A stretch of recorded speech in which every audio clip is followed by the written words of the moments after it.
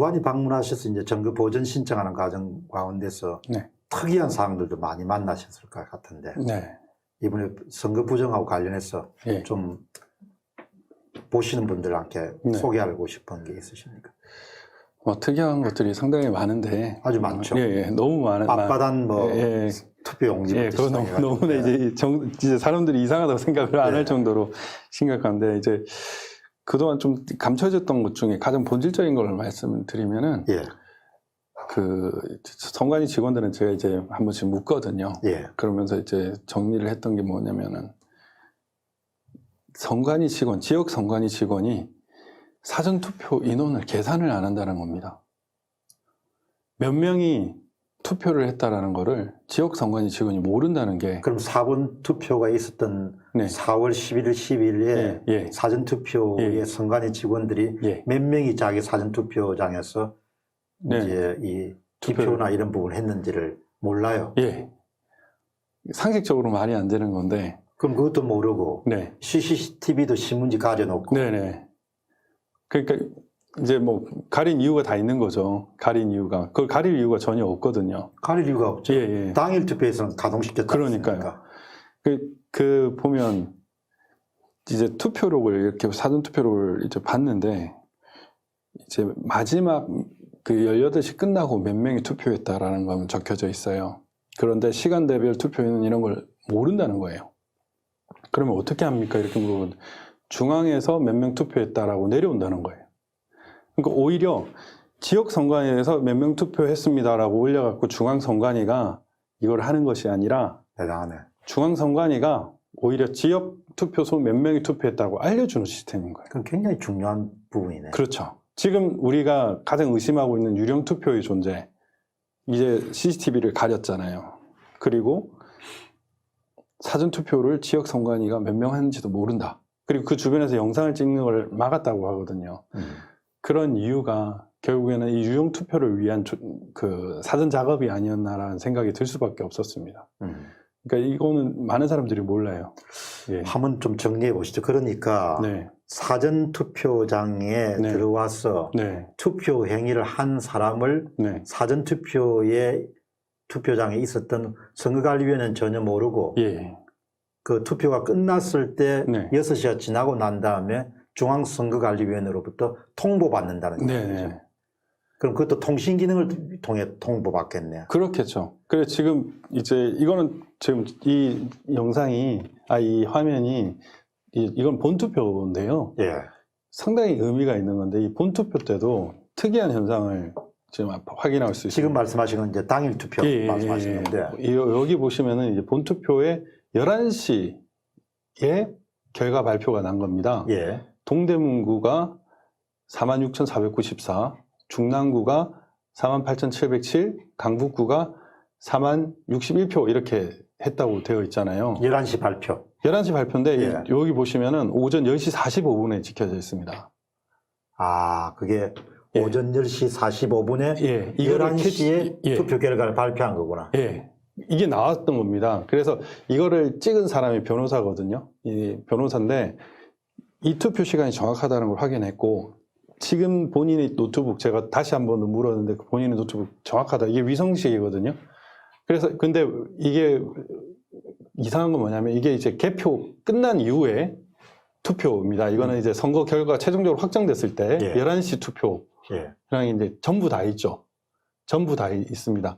사실 이거를 신뢰할 수밖에 없는 게 11시로 해서 이게 11시였으면은 종로, 중구, 용산구는 다 안 나와야 되는 겁니다. 그렇겠죠. 그런데 이게 전부 다 나온 거는 이제 최종 결과니까 이 최종 결과 동대문구 보시면 46,494표입니다. 동대문구 46,494표. 중랑구 48,707표. 중랑구 48,707표. 강북구 4061표. 강북구 4061표. 이걸 뭘 의미하는 거냐면 10시 45분에 이미 중앙 서버가 몇 명이 투표한 걸 알고 있다는 겁니다. 상식적으로 불가능한 얘기잖아요. 결국에는 문제가 크네요. 투표수를 중앙에서 지정을 한다는 얘기죠. 사실은 이게 저는 10시 45분경에 예상 투표 인원으로 이렇게 발표했을 거라고 생각도 처음 했거든요. 그런데 한 표도 차이 없이 정확한 거예요. 최종 결과랑. 그럼 이거는 예상 결과도 아닌 거죠. 10시 45분에 이렇게 맞출 수 불가능합니다. 이거는 뭐 동전을 100만 번 던져도 맞출 확률이 없는 문제인데 이런 현상이 있었고요. 그럼 한번 정리하시죠. 예. 그러면 이제 그게 네. 10시 45분에 네. 11시에 그 결과를 네. 중앙선거관리위원회가 발표했다는 거 네. 아닙니까? 네. 그럼 그거를 좀 더 풀었으면은 네. 결국은 밑에 투표 개표소에 네. 네. 일어나는 상황은 전혀 관계없고 네. 네. 그냥 중앙선거관리위원회가 네. 모든 투표자 수라든지 네. 기타 등등의 결과에 대해서 예. 개입하고 있다는 그런 의심을 할 수밖에 없네요. 그러니까요. 지금 모든 것들이 지금 지역선관위가 주도가 되는 것이 아니라 지역선관위에서 몇 명이 투표했다 이렇게 올려갖고 되는 것이 아니라 중앙선관위에서 몇 명이 됐다라고 발표를 하는 건 시스템인 거죠. 그러니까 이게 결국에는 중앙 서버가 모든 것을 좌우한다. 그래서 이 지금 우리 많은 국민들이 이걸 모르고 계시거든요. 이게 정말 중요한 포인트입니다. 그럼 이제 거기는 분명히 통신 기능이 탑재가 된 것은 명확한 거고. 예, 예. 그건 통신 당연히 탑재되어 네. 있고요. 그리고 이제 중앙 서버를 통해 가지고 어떤 네. 종류의 디지털 조작이나 이런 것들 네. 발생 가능성이라는 부분을 충분히 주목할 수밖에 없겠네요. 네, 당연히 그럴 수밖에 없는 거죠. 그리고 투표 이런 거 관련해서도 이 본투표에서도 이런 상황이 발생했는데 사전투표는 더더욱 그 투표용지 발급 자체가 중앙 서버가 관리를 하는 거 아닙니까? 통합선거인명부 지금 그 결정문에 있음에도 불구하고 안 내놓는 그 통합선거인 명부를 중앙에서 관리를 하고 있거든요. 결국에는 중앙에서 모든 걸 컨트롤한다. 그래서 그 인원 조작이나 이런 부분, 뭐 신중동이나 파주시 진동명 같은 그런 사례가 나올 수밖에 없는 이유가 결국에는 그 서버로 조작을 했다라고 뭐 의심할 수밖에 없는 거죠. 보통 네. 문제가 아니네요. 예, 심각한 문제입니다. 이거를 어느 분이 찍었습니까, 이거를? 사실은 제가 이거 에피소드를 좀 말씀드리자면 제가 2018년경에 사실 이게 선거 무효소송을 진행하는 변호사님이 있어가지고 그분이 저를 찾아왔었습니다. 제가 국회 부의장실에 있었을 텐데 그 당시에는 제가 그분 말씀을 좀 깊이 못 들었어요. 왜냐면은 이상한 소리 하시는 분이다라고 생각을 했거든요. 그런데 제가 이제 4월 15일 그 총선 이후에 이제 뭐 다양한 부정선거 사례를 좀 그 증거들을 보다 보니까 문제가 있구나라는 생각이 들어서 그분한테 한번 통화를 해봤었어요. 옛날 찾아오신 분은? 예. 그분한테 전화해서, 근데 그분은 이미 이걸 인지를 하고 있어가지고 나름 본인이 증거를 가지고 있더라고요. 그래서 저한테 주셔가지고 이제 제가 좀 더 공부를 더 많이 하게 된 계기가 됐는데 이제 이런 사례를 보니까 좀 이 부정선거가 어떤 식으로 일어났다는 거를 좀 이해가 됐었습니다.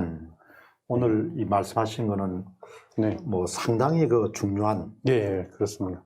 중앙에서 선거 결과를 컨트롤하는 부분들이 예. 입증될 수 있는 그런 증거겠죠. 예. 그래서 이게 제가 한 번 정도 언지를 한 적이 있었는데 우리 박사님이 좀 더 파급 효과가 더 있으니까 제가 이 방송에서 이 얘기를 드리면은 정말 또 많은 분들이 알 수 있을 것 같아가지고. 그러면은 네. 이제 거의 내가 볼 때는 다 연결이 돼 가지고 예. 그러면 그 예를 들면 지금까지 나왔던 것처럼 그 중앙선거가 통상은 우리가 지금까지는 그렇게 믿었지 않습니까? 네네. 개표소에서 수개표가 된 네. 거를 네. 그 다음에 PC에 입력을 하게 되면 네. 중앙서버를 간다 이렇게 예, 대부분 알고 있었잖아요. 예, 그렇죠. 그런데 지금 그런 종류의 우리가 가졌던 대부분 통념이라는 부분들을 네. 뒤엎을 수 있는 그런 이야기를 하신 거 아니에요? 그렇죠. 예. 이게 저는 중앙에서 컨트롤 한다라는 명백한 증거가 될 수밖에 없다고 생각을 하거든요. 그럼 그 사이에 얼마든지 뭐 네. 해킹도 가능할 것이고 예. 아니면 중앙서버와 인접한 곳에서 조작값을 집어넣을 수 있는 것이고 그렇죠. 여러 가지가 가능한 거죠. 그렇죠. 그리고 이제 뭐 세팅해 놓은 다음에 이제 표를 다시 넣을 수도 있는 거고요. 네. 그런 뭐 다양한 방법이 있을 수밖에.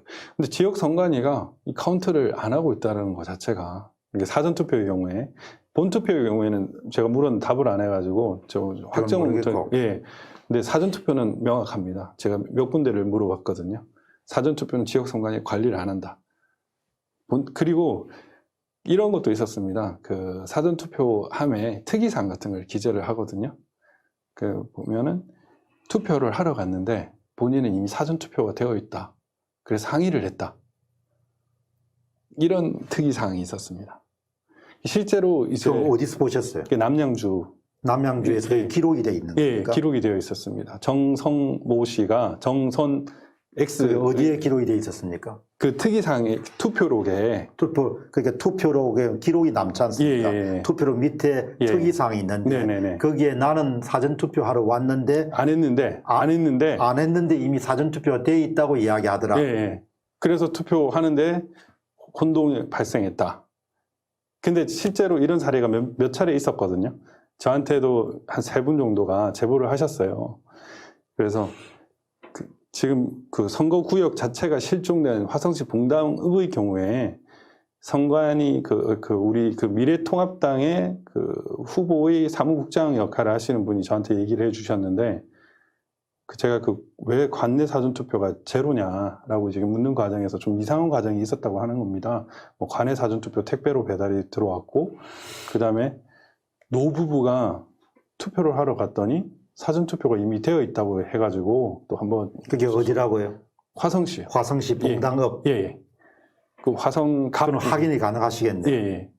그래서 그런 사례가 있었다고 하고 어떤 사람은 이거는 이제 추측인데 자기 할아버지 82세인 할아버지가 사전투표를 했다고 합니다. 하고 나서 뭐 롯데카드를 발급받으려고 했는데 주민등록번호가 막 정지가 됐다고 얘기를 하더래요. 카드가.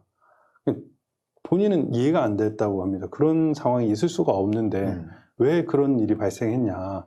근데 지금 제가 언론에서 얘기를 한 걸 듣고 그 친구 제보를 줬는데 할아버지가 원래는 사전투표를 안 하는 사람이었는데 사전투표를 했기 때문에 전산 오류가 생긴 거 아니냐.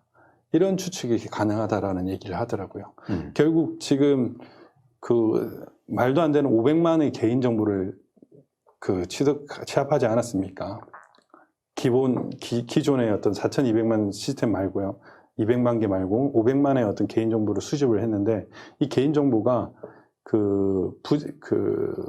투표를 안 할 것 같은 사람, 못 할 것 같은 사람을 사전투표 하게끔 한 거 아니냐라는 좀 의심을 할 수밖에 없었거든요. 그러니까 이제 전번에 그 공병호 TV에서 방송한 부분 가운데 하나가 뭐 예를 들면은 본인이 짧게 그런 유치소에 들어갔는데 본인 동의를 받아가지고 자기 대신에 이 투표를 한 걸 그분이 나온 다음에 너무 분노해가지고 정언한 걸 봤단 말이죠. 그러니까 지금 이제 선관위 쪽에서는 뭐 다음에 그거는 검찰 조사를 받아봐야겠지만 나오는 많은 루머 가운데 하나가 장기간 투표 행위를 하지 않았던 사람이라든지 장기 부재자라든지 그런 사람들을 파악해서 그 양반들에 대한 어떤 종류의 조치나 요양병원이라든지 그런 부분에 대한 것은 지금 광범위하게 의심의 대상이 되고 있잖아요. 지금 말씀을 제가 들어보면서 느끼는 것은 그런 일종의 하나의 사례라고 볼 수 있겠네요. 예, 그래서 저는 이거를 인지를 하고 사전투표록을 뒤졌죠. 뒤져보니까 실제로 그런 사례가 있는 거예요. 근데 그분은 72년생이어가지고 이 사람은 노인은 아니어서 또 어떤 경위일까는 또 좀 궁금하긴 합니다. 사실은 사진을 찍고 싶었는데 판사님이 사진을 찍지 말라고 하셔가지고 원래는 사진을 계속 찍어도 된다는 판사였는데 그때는 또 반대를 하셨습니다. 그래가지고 못 찍었는데 제가 그걸 확인을 했어요. 아, 확실히 있구나. 사전투표를 하지 않았는데 본투표 날 투표를 하러 갔더니 사전투표가 이미 돼 있다라고 얘기한 사람이 있구나. 근데 그게 언론 보도도 났었거든요. 그 다음에 뭐 청와대 청원도 있었고, 그런데 특이사항으로도 제가 있는 걸 확인을 해서 이런 사례가 전국적으로 상당히 많을 거라고 저는 생각을 하고 있습니다. 이것도 상당히 특이한 거였고, 또 뭐 하나 더 말씀드리면, 최초에 인천 연수을 증거보존 집행을 할 때 9개만 뚜껑이 열려져 있었습니다. 투표함이. 예. 그러니까 투표함이 지금 이게 있는지는 모르겠는데, 투표함이 뚜껑이 열려 있다고요? 예. 잠깐만요. 제가 이거 정말 사진이 많네요. 이건 아주 일부입니다. 이게 아주 일부인데 잠깐만. 이게 투표함이 지금 없구나. 예. 그냥 말씀하시죠. 네네. 예. 이것도 특이한 거였습니다. 여기 이제 분당을이었는데 여기는 분당을 네, 완전 폐 건물 같은 곳에 보관을 하고 있더라고요. CCTV도 전혀 없고 딸랑 이거랑 이 번호키만 있는 거예요. 그래서 이거는 뭐 얼마든지 많이 볼 수 있고 이 번호키는 번호만 알면 딸 수 있는 구조거든요. 그래서 충분히 작업이 가능한 겁니다. 그래서 저는 도대체 이게 뭐지? 라는 생각이 들어가지고 이런 곳에 보관되어 있으니까 증거인멸도 너무 쉽겠구나라는 생각을 사실은 했었죠. 지금 여기는 없는데 그 투표 함의 보면은 이제 이렇게 있으면은 요 윗부분 이게 뜯어진 게 있었습니다. 연수원에서. 근데 통상적으로 그 개봉을 할 때는 개함할 때는 원래 위를 안 뜯거든요. 근데 뜯는 애들이 있기는 하더라고요. 이유는 모르겠습니다만은. 근데 그게 9개 정도가 뜯어져 있었습니다. 연수에. 그래서 저희가 문제 제기를 했죠. 도대체 이건 왜 뜯어져 있는 거냐. 그랬더니 뭐 자기들 그냥 하다 보니 뜯어졌다 이렇게 얘기를 해서 사실은 요 옆만 뜯으면 열리거든요. 그럼요. 예. 근데 이걸 뜯은 이유가 그걸 뜯어가지고 그 핀을 빼보면 투표지를 집어넣을 수 있는 거죠. 그게 사전이 7개였고 본투표 상자가 2개였거든요. 그래서 이상한데 이렇게 생각을 했었습니다. 근데 저희가 끝나고 그 다음 대전 유성을 같은 경우에는 아예 투표지 모든 봉인지를 뜯어가지고 증거보존 집행을 하게끔 만들어 놨더라고요. 일부러 다 뜯어 놓은 겁니다, 이제는 아예. 그러니까 원상태로 보관을 해야 되는 거 아닙니까? 근데 아예 뜯어버렸더라고요. 도봉을도 마찬가지고 그 이후에는 다 뜯어버린 거죠. 저는 그래서 그 사전투표함과 투표 상자의 그 상태가 이거는 심각하게 문제가 있다고 생각을 했는데 그 이후에 선관위가 보인 그 투표함의 봉인지를 모두 뜯어가지고 증거보존 집행에 임했던 행위가 수상하다라고 볼 수밖에 없었던 거죠. 그러면 이제 이렇게 사회적으로 문제가 되니까 네. 이제 4월 15일, 4월 16일 날 일단 개표가 끝난 다음에 또 다른 종류의 그런 의심스러운 행위가 있었다고 그렇게 보시는 거네. 아니요, 저는 그런 행위도 있을 거라고 보는데 그 투표 상자는 사실 4월 15일, 16일 개표 전이나 그 과정에서 일어났을 확률이 높다고 생각을 하거든요. 개표 과정에서. 예, 개표 영상에 보면은 봉인지 상태가 뜯어진 것들이 좀 보입니다. 그러니까 선거 결과에 영향을 미치는 행위가 있었다고 합리적으로 추측을 하시구나. 예, 그거는 이제 그 상태를 보면은 알 수가 있거든요. 그 핀을 제거를 하면은 그 뚜껑이 열립니다. 그러면 집어넣을 수가 있거든요. 그럼요. 예. 왜 열려져 있지? 이런 생각이 들 수밖에 없는. 그 어떻든 뭐 지금 이제 선거 부정을 두고 또 뭐 소수 분들은 또 선거 부정이 요즘에 뭐 어디 있냐 이렇게 이야기도 하지 않습니까? 이야기하는데 저는 뭐 이렇게 선거 결과라는 것을 통계 분석을 많이 해보니까 통계 분석을 이렇게 해보면은 뭐 어마어마한 조작이 있었거든요. 예, 맞습니다. 근데 이제 제가 지금 한참 내보낸 게 4월 22일 날 통계를 잘 아시는 분이 이선생 리포트라는 걸 보내줬더라고요. 그거는 표본 수를 가지고 오차를 측정한 걸 보내줬는데 그거를 지금 이제 와가지고 입수를 했는데 이제 그런 걸 보면은 뭐 일단 범죄가 엄청난 범죄가 발생한 거예요. 맞습니다. 근데 이 범죄를 은폐하는 것은 불가능한 범죄가 발생한 거예요. 불가능한. 그럼 이제 굉장히 합리적인 사람은 결과가 범죄 행위가 발생했으니까 범죄가 어떻게 행해지는가 추적해 나갈 거 아닙니까? 역순으로. 근데 역순으로 추적해 가는 과정에서 이제 아까 말씀한 것처럼 처음에는 많은 사람들이 선관위도 믿고 또 공무원도 믿고 했기 때문에 주로 전산 조작이라든지 디지털 조작이 있을 것이 이렇게 생각했지만 점점 이제 4월 중순 말 5월 초순 가면서 이게 인간이 상상할 수 있는 모든 종류의 오프라인 조작이 함께 병행됐다 그렇게 의심을 하게 되는 거잖아요. 예, 맞습니다. 저도 그렇게 과정이 자연스럽게 그렇게 이어지더라고요. 사실 개표 영상 과정에서도 보면은 개표 사무원도 수상하지 않습니까? 그 개표 사무원을 또 좀 중국인들로 쓴 경우도 있고요. 그런 일련의 그 증거들을 보면 전산 조작은 당연히 있고 그 다음에 이를 위한 오프라인 조작도 당연히 있었고 이렇게 추적할 수밖에 없었습니다. 그러니까 본인들이 이제 얻으려고 하는 목표 득표수를 정해놓고 당일은 쉽지가 않으니까 사전에 대해서 많은 부분을 그렇게 이제 정리정돈한 거죠. 또 막대 그래프를 가지고 분석해 보면은 뭐 교차 투표도 엄청나게 많이 발생하게 그렇죠. 되고 예, 있을 수가 없는 행위죠. 그러니까 뭐 선거에서. 이 보면은 뭐 네.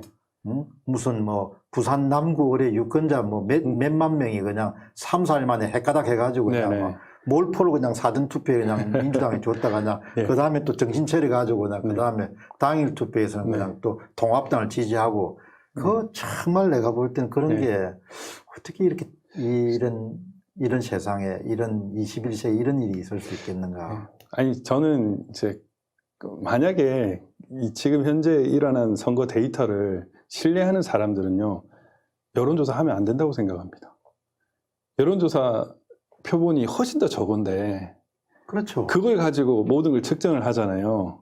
그러면은 이 어마어마한 표준 같은 표본에서 나온 이 다른 결과가 이렇게 현격하게 차이가 나는 결과가 나왔는데 여론조사가 어떻다 이런 말 하면 안 된다고 이번에 생각해요. 보니까 뭐 네. 이제 전국에 실시된 뭐 네. 대전 뭐 방송 여론조사, 네. SBS 여론조사 각 지역에 보니까 네.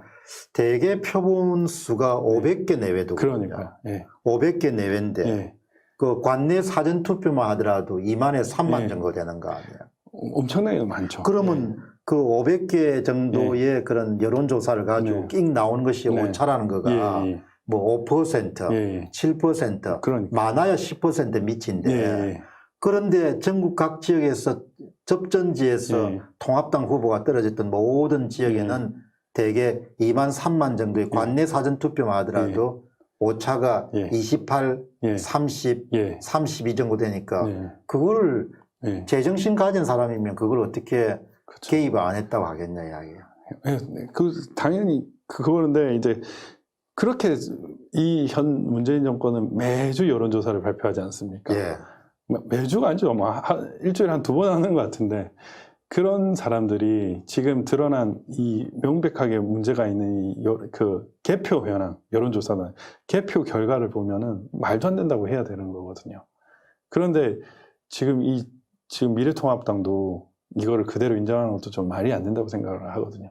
사실은 4.15 이 부정선거뿐만이 아니라 그 전에 있었던 울산 불법 선거 개입이라든지 드루킹이라든지 울산 말고 사실은 사천, 양산, 장원 등에도 지금 불법 선거가 있었다고 얘기를 하거든요. 그 지자체 선거도. 그런 선거를 보면 이것만으로도 사실은 문재인 탄핵을 주장할 수 있을 만큼 어마어마한 불법이었는데 이런 사람들에 대해서 지금 기존의 행위까지는 덮어두자라는 건지 그것도 저는 정말 이해가 안 되는데 여기 플러스 해서 부정선거를 못 믿는다 하더라도 엄청난 부정선거와 관련된 같은 증거들이 나왔는데 침묵하고 있다는 것 자체가 저는 이해가 안 되는 거죠. 그렇죠. 네. 그러니까 뭐 그 예전에 이 장소에서 네. 그 젊은 날에 그 숫자 이론 넘버 네. 세리를 가지고 박사학위를 받은 네. 재미동포 분을 네. 한 분 모셨는데 네네. 그분이 그 숫자라는 것이 너무나 무지막지해가지고 네네. 그 숫자 앞에서 이길 수 있는 사람이 없기 때문에 이미 게임 끝난 거다. 예. 그렇게 하고 그분이 또 미국을 돌아가셨는데 네. 미국에 가서는 이메일을 뭘 보내셨는가 하니까 오래전에 죽었던 가우스 네. 정규분포를 찾아낸 사람이 가우스 때문에 실물 증거가 밝혀지기 전에 이미 중앙선거관리위원회에게 잘못이라는 것이 낱낱이 밝혀지고 말았다. 그러니까 과학이란 것을 우습게 얘기하면 안 되는 게 과학이 다 밝혀준 거잖아요. 그렇죠. 근데 그런 결과를 갖고 이제 직접 점검 보전 신청을 하다 보니까 뭐 빳빳한 그런 신건 같은 거 찾아내. 그거는 어디서 나왔습니까, 신건은? 그거는 이제 구리에서 나왔습니다. 구리 남양주에서 그때 이제 투표지를 이제 찍기 시작했거든요. 투표지를 찍기 시작했고, 그리고 청주에서도 나왔고요. 신건 같은 게. 그래서 이제 까니까 다 신건이더라고요. 처음에는 상자 보관 상태에만 주목을 했습니다. 왜냐하면 투표지를 깔 생각을 처음에 못 했기 때문에. 그래서 상자 보관 상태가 사전투표하면 좀 이상한 거예요. 봉인이 잘못되어 있거나 도장이 잘못되어 있거나 테이핑이 이상하거나 뭔가 손상이 됐거나 이런 상태가 많았는데 이제 극단적으로 삼립방 상자까지 등장을 했죠. 그랬는데 이제 투표지를 까보니까 정말 더 이상한 거예요, 이제는. 어떻게 이럴 수가 있지, 물리적으로. 저는 좀 자연과학을 좋아했는데 이 상식적으로 일어날 수 없는 일들이 눈앞에 벌어진 거예요. 그러니까 미세하게 봐도 빳빳한 거예요. 한 번도 안 잡은. 새로 나온 우리 옛날에 세배할 때 받았던 돈 것처럼 있잖아.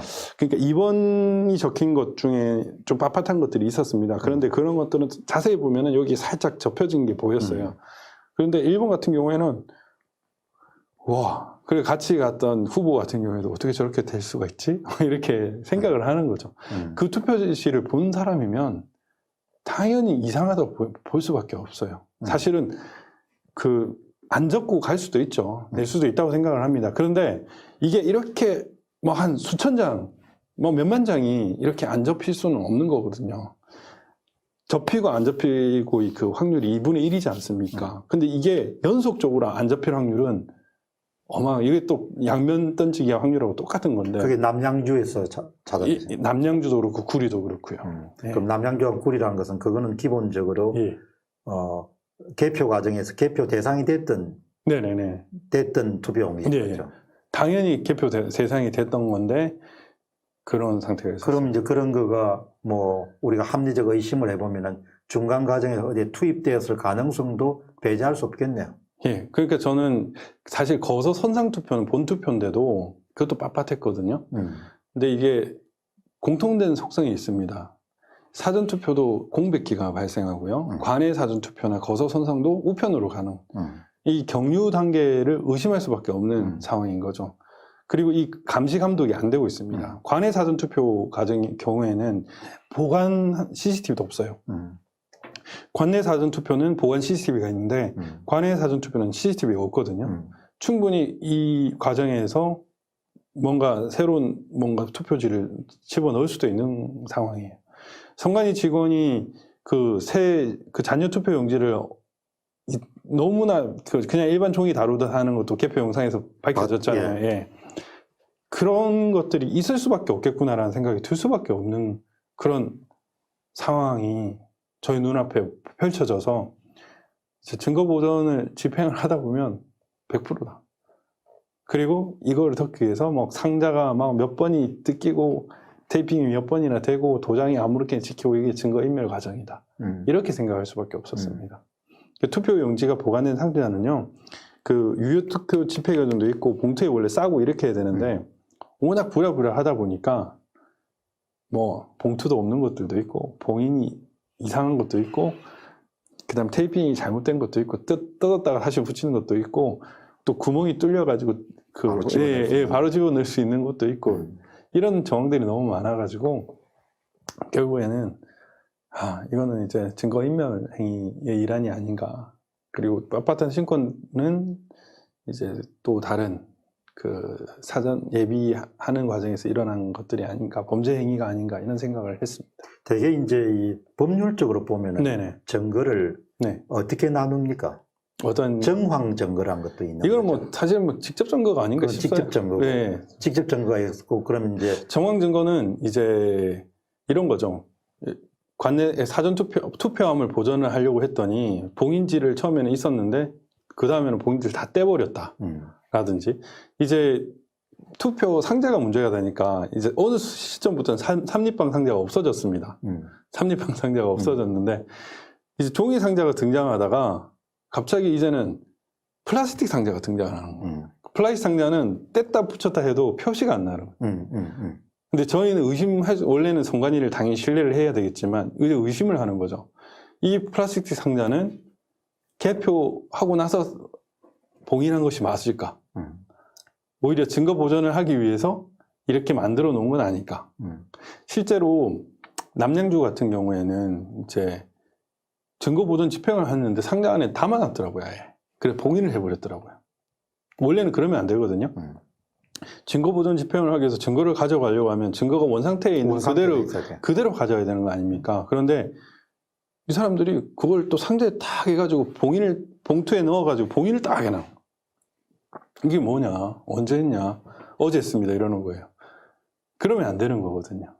이제 이런 선관위의 태도가 정황 증거가 될 수 있는 거죠.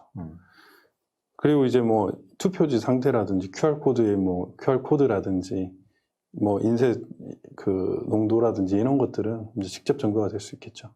네. 그런데 이제 예를 들면은 이번에는 중앙선거관리위원회가 선거법을 직접 위반한 사례들이 굉장히 많지 않습니까? 네네네. 뭐 QR코드만 해도 네, 그렇고 예. 또 개표소 내부에 있는 그런 많은 종류의 네. 개표용 그런 장치들이 기계 장치가 아니고 통신 기능을 탑재한 네, 장치다. 네, 맞습니다. 그러면 이제 제가 어떤 분한테 듣기로는 선거법 자체가 일종의 절차법이기 때문에 네. 그런 중요한 부분에 대해서 절차상의 오류가 있으면은 네. 선거 자체가 무효화될 수 있다. 원래는 네. 그런 주장들을 펼치는 분이 많던데 예. 거기에 대해서는 어떻게 진실이 무엇입니까? 아니, 원래 원칙적으로는 그 맞다고 원칙적으로. 생각하는 절차가 위법하면은 사실 그 결과가 위법하다라고 정의하는 게 맞습니다. 근데 이제 선거라는 게 워낙 중조하고 너무 큰 결과다 보니까 이제 우리 법원이 상당히 소극적인 태도를 취하고 있습니다. 예를 들면은 사전투표 관리관 도장도 이게 인쇄를 하면 안 되는 안 것이고 되죠. 찍어야 되는 거거든요. 근데 지금 편람회 형식으로 해가지고 상당히 편리하게끔 해놓고 있습니다. 선관위 직원들이.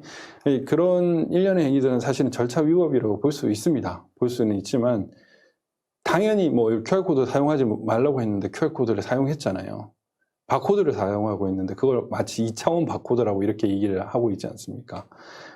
그런 것들이 중대한 절차 위법인데 당연히 이제 독일과 같은 독일 법원과 같은 태도면 전 당연히 이것만으로도 무효가 될 수 있다고 생각하는데 우리 법원이 그렇게 관대할 거라 엄격할 거라 생각하지 않습니다. 그래서 저는 좀 더 증거를 많이 대법원에 알려주는 게 필요하다고 생각하고요. 전 국민이 이걸 알아야 국민이 부정선거를 확신하고 있는데 법원이 다른 판결을 한다라는 게 있으면 안 되잖아요. 그렇게 지금 가야 되는 게 맞지 않나 이런 생각이 듭니다. 박사님 지적하신 것처럼 지금 선관위가 이번 총선을 진행하면서 위법했던 것들이 많습니다. 그러한 것들은 사실 절차 위법으로 무효가 돼야 되는 게 맞는데 그것만으로는 지금의 현 대법원의 성향이나 그 흐름을 봐서는 쉽지는 않을 것 같고요. 좀 더 분명한 것들을 또 보여줘야 무효를 하지 않을까 싶습니다. 통상적으로 이제 공무원들은 네. 감사원 감사 같은 게 있으니까 네. 굉장히 엄격하게 법을 준수하지 않습니까? 예. 위법이란 것이 뭐 네. 사적으로 도움이 안 되고 네. 그런 처벌은 크기 때문에. 네. 근데 이번에 보면은 그 중앙선거관리위원회가 법을 우습게 여기는 부분들이 너무 많고 네. 그다음에 편리성하고 그다음에 정확성이 충돌하게 네. 되면은 당연히 중앙선거관리위원회는 선거를 정확하게 하라고 네. 하는 것이 자신들의 임무니까 예, 맞습니다. 정확성을 희생하는 어떤 조치도 취해서 안 되는 거죠. 예, 맞습니다. 근데 2002년도에 전자개표기를 도입한 지금 네. 상임위원 조혜주 씨가 그때 네. 선거과장이었지 않습니까? 네. 그 이후로 중앙선거관리위원회 일관된 그런 입장이 뭔가 하니까 모든 게 편리성, 자기들 편리하기 위해 네. 가지고 네. 정확성을 계속적으로 투표함도 마찬가지로 그렇게 네. 희생을 시켜왔더라고요. 예. 그런데 이번에 이걸 보면서 이번 4.15의 부정선거 문제가 네. 실체가 가려지게 되면은 네. 선거관리위원회 전체적인 그런 인적인 그런 교체 작업들이 안 있으면은 예. 이 한국이라는 나라의 선거 자체가 이게 네. 기울어지는 운동장을 바꿀 수가 없겠구나 이런 생각이 들던데. 예. 아니, 하시면서 그리고 그렇게 이렇게 뭐 선거 개표장에서 그렇게 국민들한테 고압적이에요, 참관인들한테. 그러면 안 되는데 제가 이제 그 원인을 생각을 해봤거든요. 근데 선관위가 사실은 뭐 우리나라 어떤 권력 기관의 어떤 뭐 서열을 보면은 국회가 상당히 위에 있지 않습니까? 근데 그 국회 위에 있는 게 하나 있습니다. 선거관리위원회. 네. 선관위가 이제 어찌 보면 엄청난 권력 기관이거든요. 국회의원들을 좌우할 수 있는 기관이다 보니까 이들이 법 위에 군림한다고 착각을 했던 거죠. 자기들이 만든다고 봐. 예, 왜냐면은 얘들이 고발을 하면은 이제 국회의원들은 날아갈 수 있으니까 상당히 속을 수밖에 없습니다. 그래서 선관위를 대하는 그 국회의원들의 태도는 상당히 이제 뭐 지역구 유권자를 보는 것과 아니 그 이상으로 지금 보는 건데 그러다 보니까 그런 고압적인 태도가 나왔던 거고 저는 이번에 그 전 국민이 이 부정선거의 흔적들, 증거들에 대해서 고발단이 되어야 한다고 하는 이유가 국민이 군림할 수는 없거든요.